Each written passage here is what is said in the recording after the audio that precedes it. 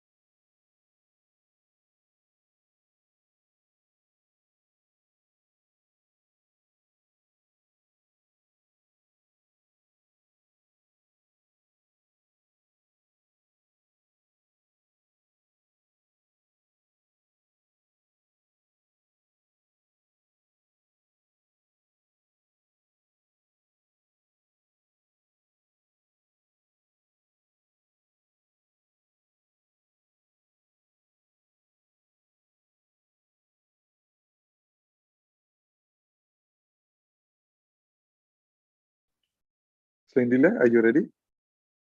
Yes, I am. Thank you. Fantastic.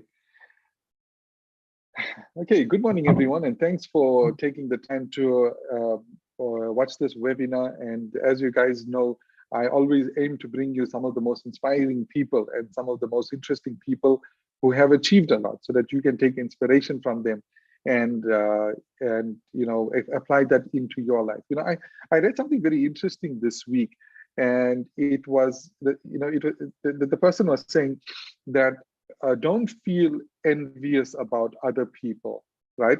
Don't feel envious, because what that person is achieving is a sign to you from the universe that it is possible.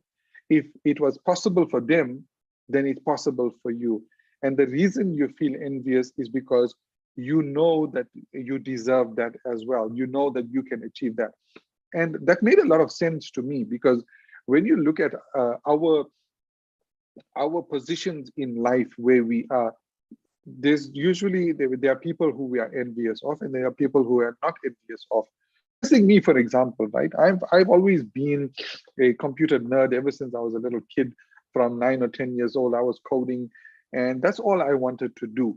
And for me, that was my aspirations. Now, where I am in life, or growing up, and where I am, I will not be envious of a sports star, like a soccer player or a cricket player or a basketball player, because I've never aspired to that. So that's not my aspirations. That's not where I feel I can excel. So I don't even worry about that space. But when you look at people who are making strides in the tech sector, now I aspire for that, and I look up to those people. And where you got people that are people who are doing great work in the empowerment sector in South Africa. Now that's my aspiration, my personal aspiration. That's where I want to be. And I look up to people like that. And one of the people I look up to is Lindile, who is my guest today. And she's doing some amazing, amazing work. And I brought her on board so that you guys can be a host to, you guys can be witness to what she is, what she's doing, all the amazing work she's doing. For those of you who are on Facebook, I strongly recommend you go to YouTube, because we are live streaming on YouTube. This is the last time we're going to be live streaming on Facebook. And my guest is present on YouTube. So you're not going to get the full experience. You're just going to listen to me, and you'll miss out on what my guest is saying. So I recommend you go on YouTube. Go on YouTube, search my name, Bilal Kathrada, and you'll find my channel, and you'll see there's a live stream going on there. So I'll see you on the other side. Lindile, let's start with your organization, Umbele. What do you guys do? Tell the students what you guys are all about, and what exactly is your core activities. Okay, good morning, Bilal, and good morning, everyone. So basically, our parent company is Likhanyile, and Likhanyile is a media and tutoring or an education services company. So under media, we have two Zulu publications, Umbele, which is an online business publication, as well as Umkhanyisi, which is a digital magazine, an education magazine. Umkhanyisi was also in a website format, but as of last week, we changed the format into a digital magazine, which we distribute to learners and students via WhatsApp. So that's part of both the media and the education services. But what we also do under education services is we offer language editing for master's dissertations and PhD theses. So we work with some of the universities, but we also work with the students directly. We also have a corporate communications unit where we write, we translate, we edit, and we proofread. That's us really in a nutshell. That's what we do. Fantastic. And in your publications, how many people does it reach? So Umbele reaches more than 150,000 people on a monthly basis. Wow. Through both the website. You will also find our content on the mobile app, Ayoba. Some of our content is redistributed by one of the Zulu languages publications.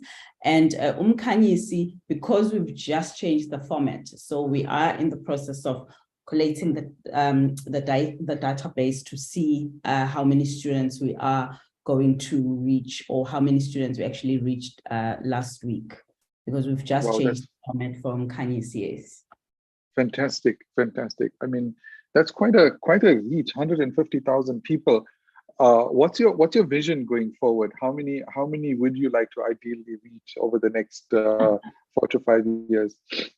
Well, we'd like to reach millions, honestly, because if you look at, one of our motivations, besides the fact that we are trying to broaden access to all the content, whether it is educational content or the financial or economics content that we publish. But we do know from Stats South Africa that 23% of the population in South Africa speak isiZulu and 16% speak isiXhosa. So, from even a population demographic in our country, it just makes sense that you would want to give people access to information in isiZulu as much as possible.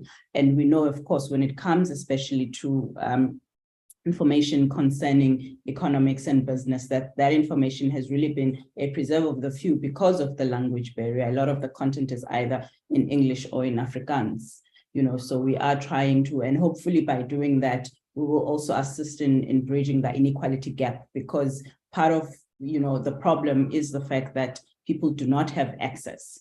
And so the inequality gap just continues to expand.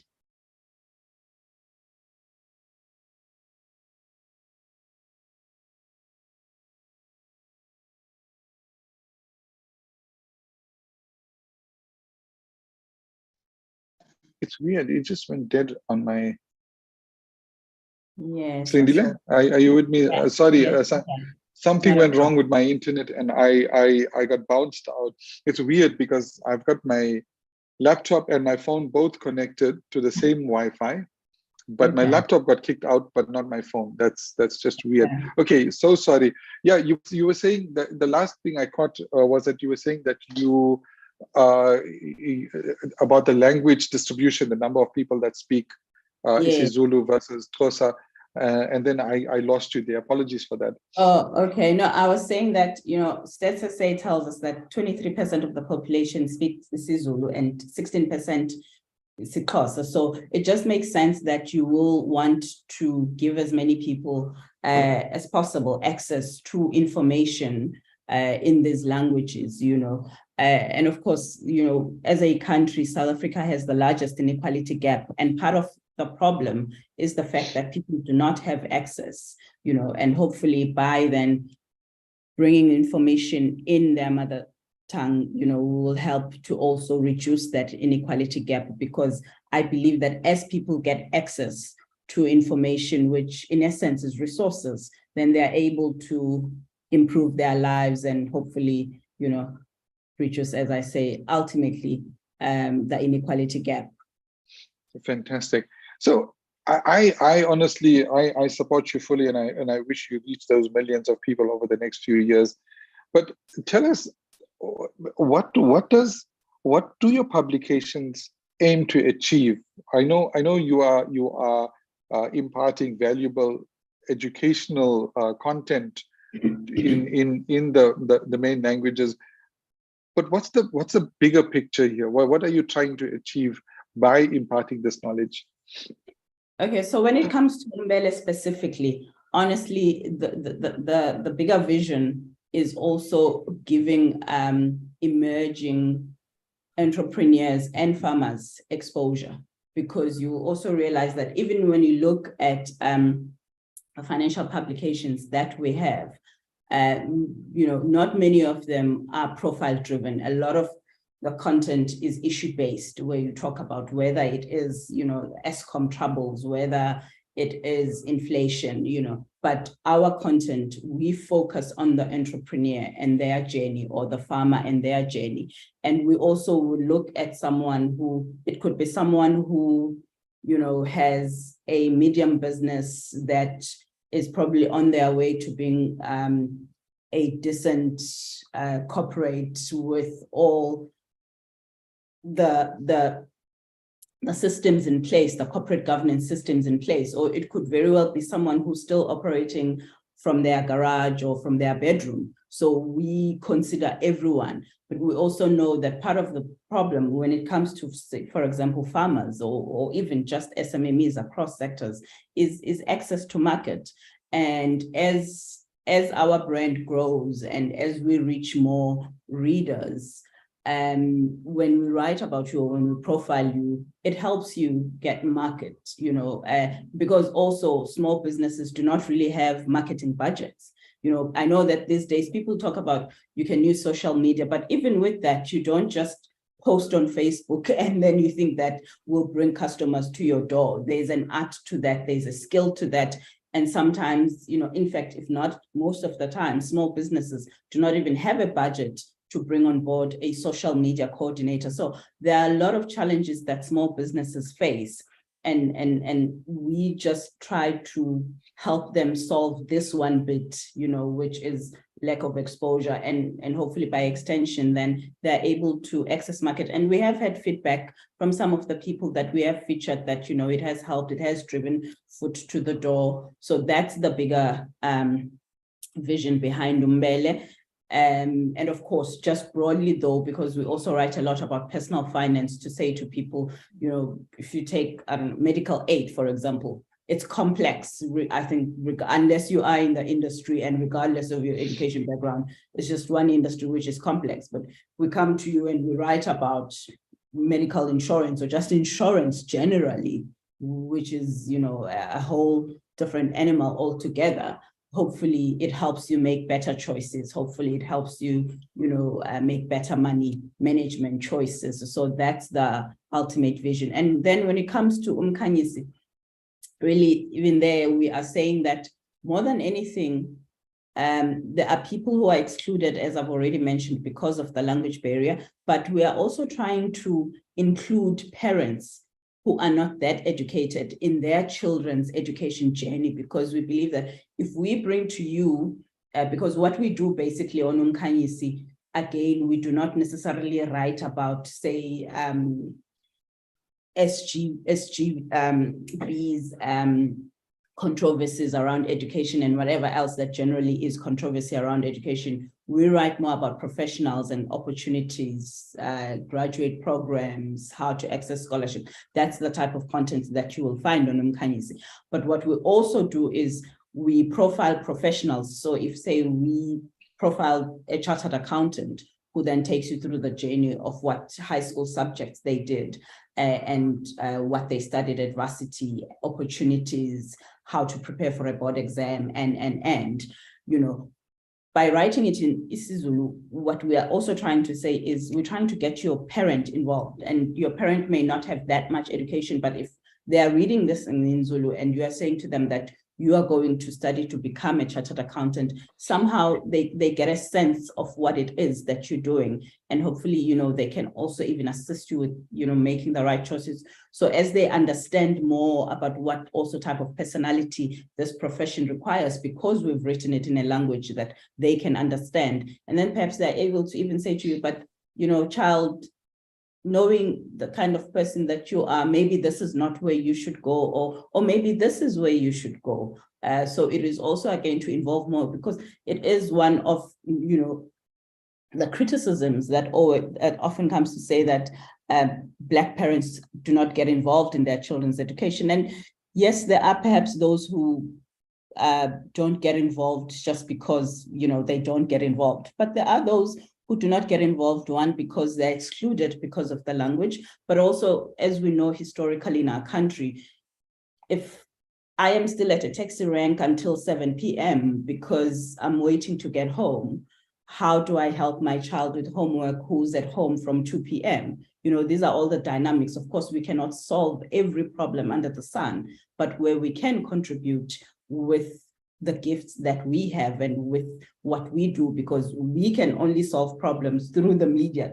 That's what we can do. That's, our assignment. Yeah. Yeah, I think it's great what you guys are doing. And that's the, the precise reason that I feel you guys really, I really wish that you guys expand, because you're not flying up, 30,000 feet above everybody's head. You come down to the level of the people that really need that knowledge, that really need that information, and you are putting it down, putting it out to them.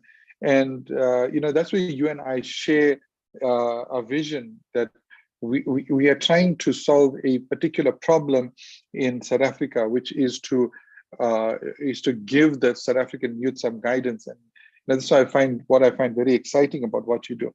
So I want to know, have you guys tapped into social media? Are you guys doing more than just printed content? Are you doing video content, for example?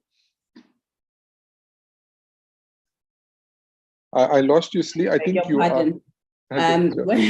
When we started Umkhanyisi, it was actually on YouTube. We started it as a YouTube channel, but we struggled with maintaining the quality that we wanted, because as a small business, we did not have all the video equipment and so when we then launched Umele, we saw an opportunity. We then migrated it onto a website. And of course, we would then learn that the target market is not so keen on clicking and going on. So that is why we now are distributing it to directly onto, their cell phones via WhatsApp. And we believe that we finally found the right format. But we will reintroduce videos when we are in a position to.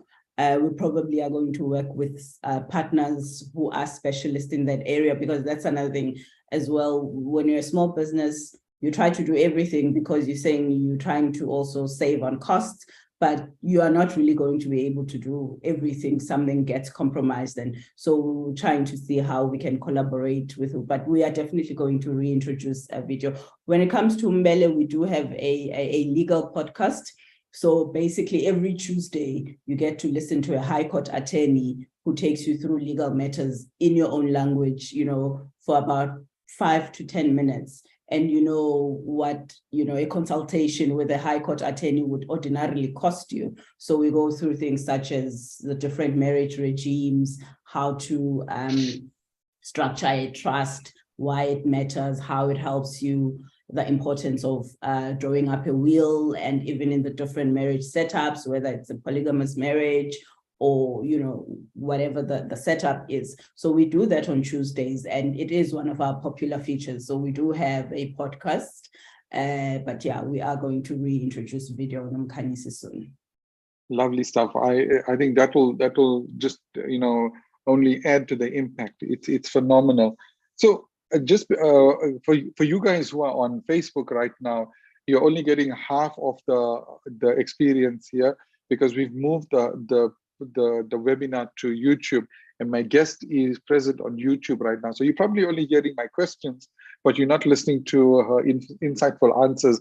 So I strongly recommend you guys go on to YouTube and you guys see us there. I'll put the link. I already shared the link, but I'm just sharing it again.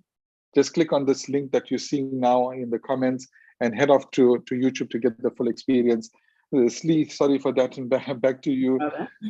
So yeah, it's phenomenal what you are doing. But now, when I see an entrepreneur, when I see somebody achieving like you are, my question is, where did it all begin? What was that genesis of the idea? What was the thing that triggered you to get started with this? Tell us something about that. Okay, so I've been a journalist all my life, basically. That's all. That's the only thing that I've ever done professionally. So I've been a journalist since 1999, and then I've spent most of my career at what is now known as Independent Media South Africa. It was independent newspapers, and while working for independent newspapers, I worked for different publications and I did different things. And one of the publications that I worked for at some point was a Business Report as a financial journalist. And then I also worked a few times for Isolezwe. And in fact, my last job at independent newspapers was as editor of Isolezwe. So with both having been exposed to this publication, I saw the gap when I was at Business Report. And of course, I'm married to a journalist who founded the company, and he had worked at Business Report before me. So we then had a conversation, about personal finance as a start, also even based on our personal experiences with money management, and we saw a gap. But so he then left to start the company, but it couldn't, we couldn't venture into publishing then because I was still working for independent newspapers. I was already also part of senior management. It would have created conflict of interest. Though I knew, because I was privy to the company strategy, that the company had no intention, none whatsoever, of launching specialist vernacular publications such as the ones that we run, but it's just still, perception is everything, they say. So then an opportunity presented itself when I then joined the company full-time in 2020. We then launched Umbele right in the heart of the pandemic. We had actually launched Umkhanyise as a YouTube channel because that was not problematic at all, but also at the beginning of 2020. So that is how we started. But we had seen, even now, if you look at the vernacular publishing market in South Africa, mainstream media, there are really two dominant publications, which is the Isolezwe and Ilanga newspaper. And yet, if you look, as I've already said, if you look at the demographics of our population, I think that there's still so much more that you could do, if you consider we do not have a specialist political publication in isiZulu, we do not have a health publication in isiZulu, and so there are even other ideas that we had, and the first publication idea that we had is completely different from both the publications that we ended up launching. And there will be a third one in the not so distant future that we are working on as well. So that is really how we then got into publishing as we are today. Fantastic, that's phenomenal. I think the best businesses started by solving a problem, and you guys are actually solving a problem by speaking to people the most relevant things in their own languages that they can understand, and it's on ground level. I mean, we tend to find in South Africa most of the media talking about things that may be relevant to some people at some stage, but not to the man on the street. I mean, for example, if we're talking cryptocurrencies and we're talking about CBDCs, and I'm talking now in the tech space, for the man on the street, that means nothing because, he doesn't have money in his pocket, let alone investing in crypto or whatever. And I think what we need more of in this country, this is just my opinion, is more grassroots penetration to be able to talk to that demographic and give them a message of hope, right? There's a lot of fear in media. There's a lot of sensationalism and fear. What's your take on that? Do you agree with me? Do you think that's an issue, and that we need to give people more hope, more positive, constructive, educational content? What's your thoughts? I mean, coming from a media background. No, well, look, there are different audiences. And I think you will find what appeals to you, and I think that you then stick with that. Yes, there is, what people would say is sensationalism to a certain extent with certain stories, but not overall. If you look at the contribution of the media generally, with some of the things that we've been able to address in this country, media plays an absolutely critical role. And I think that, yes, there is a gap and a space for publishers such as Likhanyile, but you also need mainstream media as you know it. And that is why as well, because we understand that, we can't exist without the other. As you know, as ironic that may sound, and that is why, for example, we have a content sharing agreement with Ilanga newspaper, because we know that though we reach the number of people that we reach, but because they're an established brand and they have an even wider network than we have, especially for the market that we are going for. Because though we are online and anyone and everywhere, anywhere in the world can access us, but again, you know, the historical issues in our country come to play because we still have infrastructure challenges. There are areas where people do not have network, even a radio signal, a clear radio signal. So these are all the issues as well that we have to contend with. But there's definitely a room for the media as we see it, and in fact we need more of media houses. We need more of media publishing. Interestingly, though, with some of the issues that you've raised, about a week or 2 weeks ago, Reuters released a 2023 journalism and technology trends. And one of the things that came up was exactly what you said, the fact that there's one of the challenges that we now have to contend with as media publishers is news avoidance, because people are just getting depressed from all the negative stories.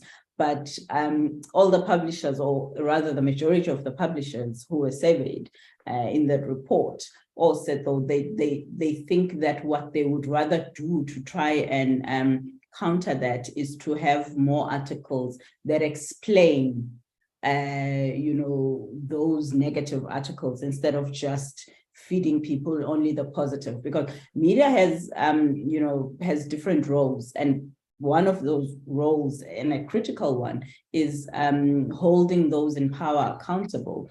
And unfortunately, that comes with a lot of the negative stories. You know, I mean, just imagine if we did not report about load shedding. You know, what it is, as depressing as it is, but it is our reality, and we need to keep asking the question, but what is wrong? You know, in 2008, you told us it was aging equipment, and then billions were allocated to build Medupi and Kusile, but those are not fully operational. We need to ask this question so that ultimately someone is accountable. And yes, sometimes it may take long, but eventually I think we saw as well with the Zondo Commission. Yes, I know that, you know, we all have all different views when it comes to whether was it really worth it, has it really achieved anything?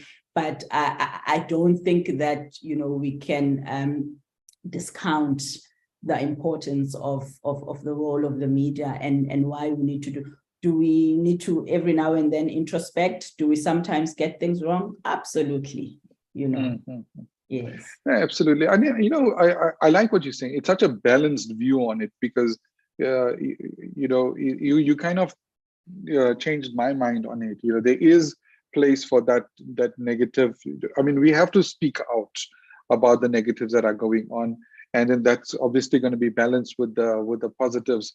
And but see, my other question is now, when you use the term mainstream media, mainstream publishing houses, aren't the lines getting a bit blurred now between what was traditionally regarded as mainstream media and social media? Because I mean, you've got individuals who have a greater reach than your typical national newspaper these days on their social media. I mean, you go on TikTok, for example, you look at the youngster, what's his name, Kaby Lame, who is a Senegalese youngster, I think, and he's got a reach of like 160 million people.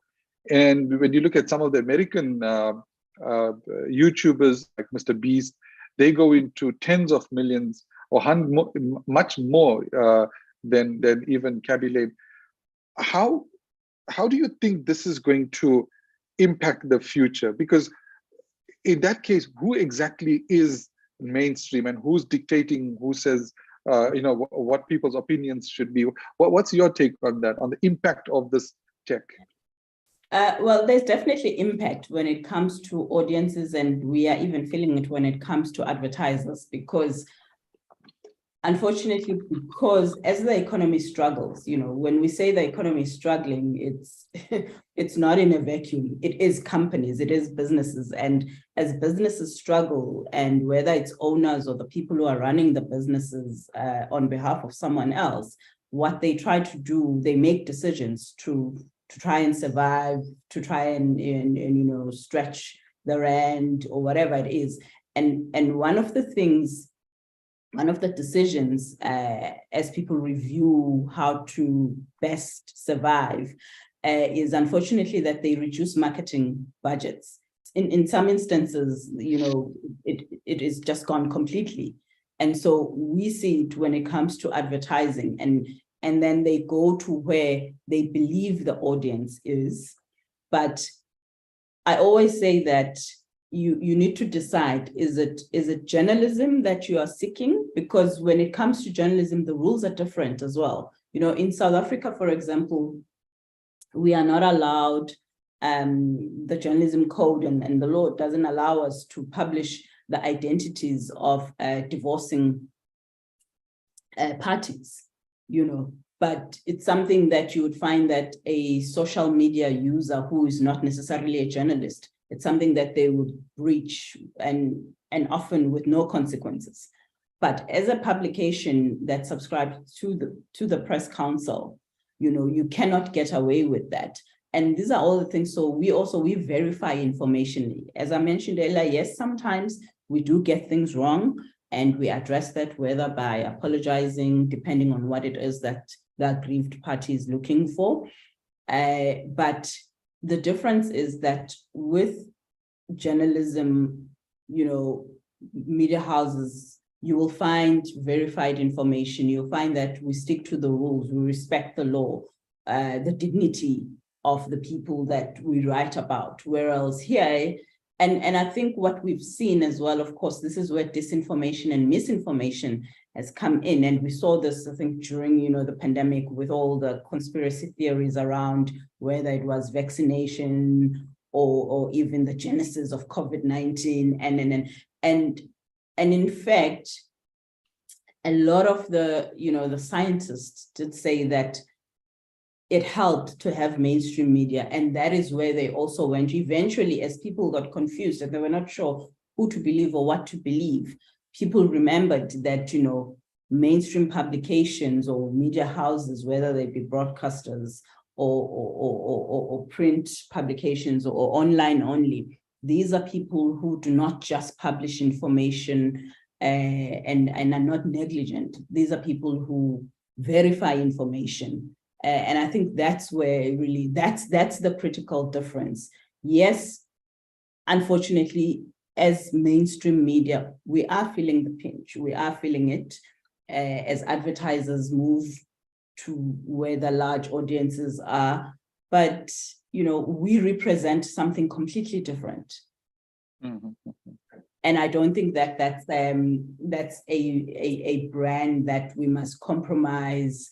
And yes, in also trying to survive, we've tried things, we've tried to, you know, adopt certain things, but ultimately, I think that's why you also have a pushback. There's something in journalism which has been growing, which is called slow news. You know, it's part of a pushback where people say, just because we are online, it doesn't mean that we should just give you, you know, half-baked stories, which, you know, are not what you would traditionally find, and people follow up, even if it is something that happened, say, you know, those kind of publications are publications that at this point would have started looking at how are businesses that were looted in July 2021, how are they doing almost 2 years later now, you know, how many of them have really come back and.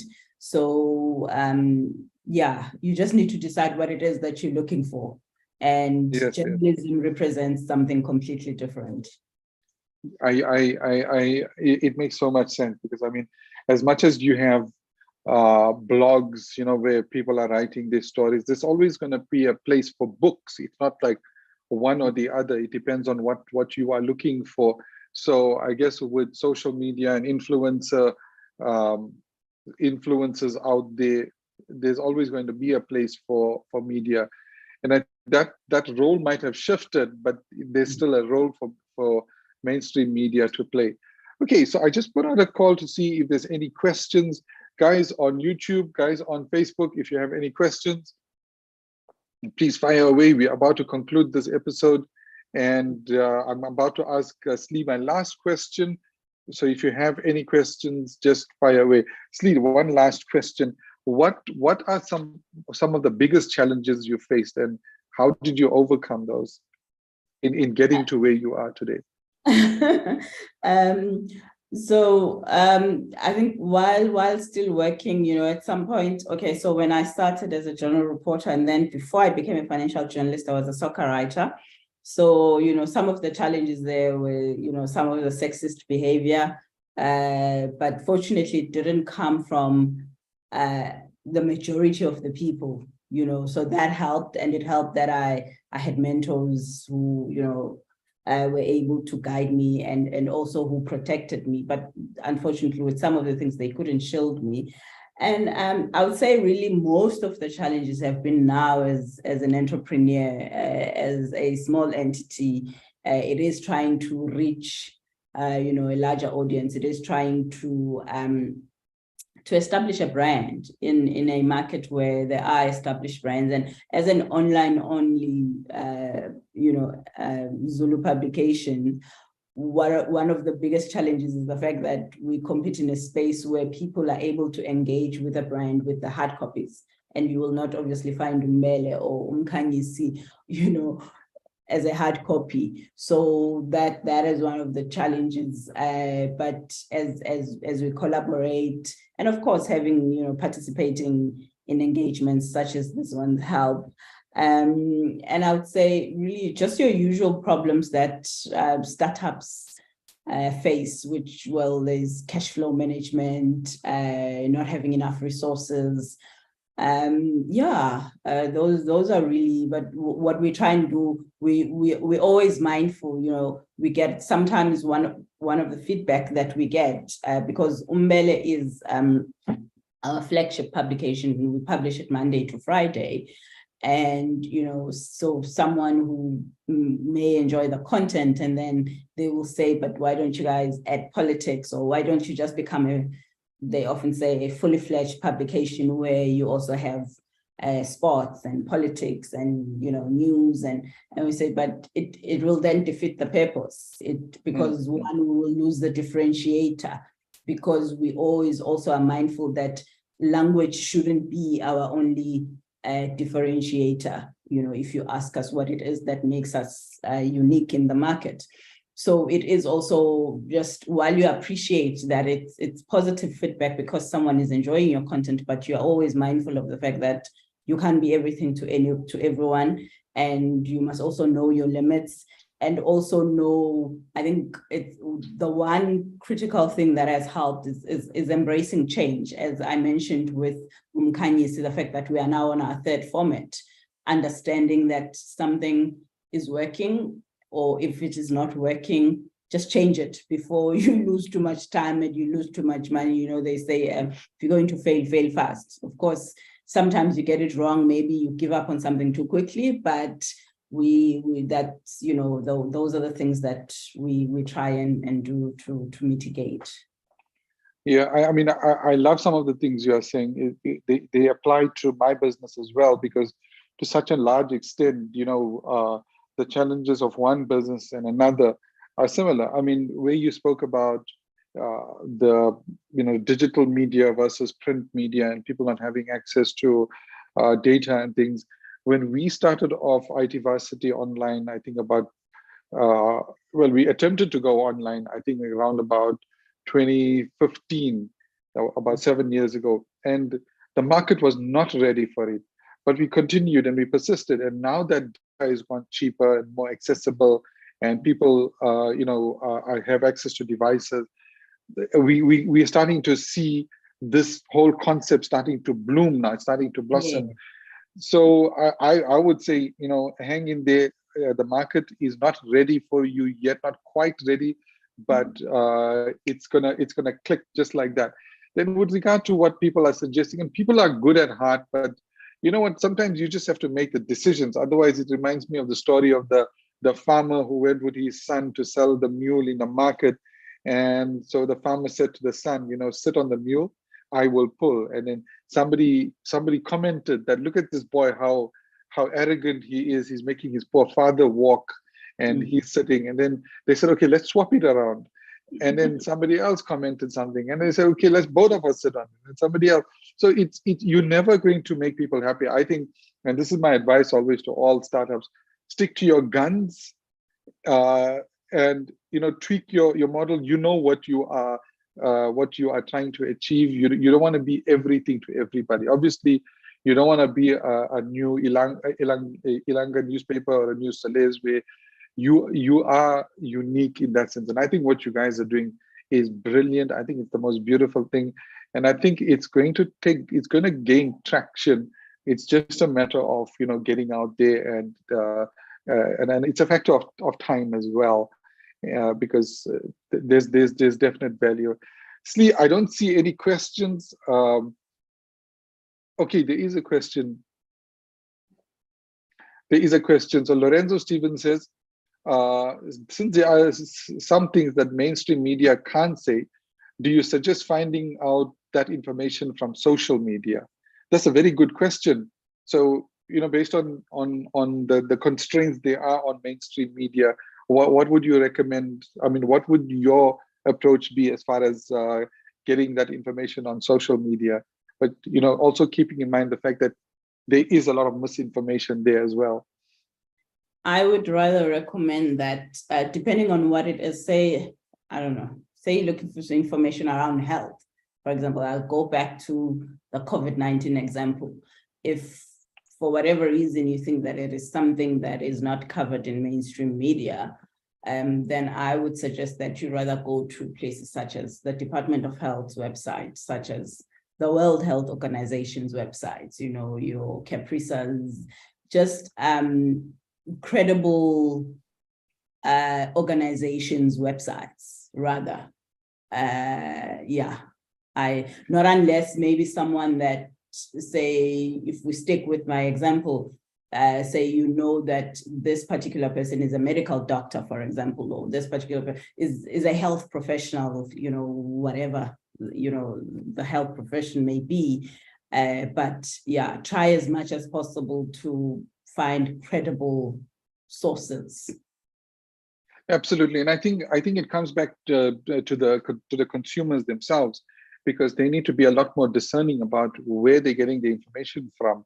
And I love what you're saying. You need to find authentic sources. And I think if you are saying something on social media, you need to be held accountable for what you say, and you need to be able to prove what you are saying. You need to back it up with reliable sources. Unfortunately, today, it's it's more about who said it than what's being said. So, for example, if somebody is a big soccer player, suddenly, you know, with the halo effect, people start believing everything they say, whether it's soccer related or health related or finance related, which is not necessarily the case. And yet you find this so frequently on social media, and it's problematic. And I think over time, and this is not an African problem, this is a global phenomenon where people just blindly follow because they think they like a person, so then that person should comment on pretty much everything. Slee, I don't want to hold you up any longer. We were supposed to do 30 minutes, but we went on 45 minutes. I could easily keep you for another 2 hours, but because you're giving us such wisdom, I really, really appreciate it. You're helping me to understand things a lot better. You're giving me such an interesting perspective. But I think let's call it a day here. Maybe schedule another conversation at some time in the future. And yeah, let's keep in touch. And for those of you who are viewing, you can still comment after the episode is over in case something pops in your head. Put it in the comments. Put your questions in the comments. We will reach out to Slee and ask her to please respond to those. Slee, once again, thank you so much. I know what a busy person you are, and I really appreciate you taking the time for me and my students to be here. It's an absolute pleasure. And I will also then share the next Umkhanyisi edition with you guys. And maybe we can access some of, those who are interested in receiving it on their WhatsApp. You can share my number with them and we can add them on the database. We are going to be chatting more about what ITversity is doing and how it's doing it. So yeah, that next edition comes out next week, Friday on the 3rd. Lovely stuff. Looking forward to that. Awesome. Thanks a lot.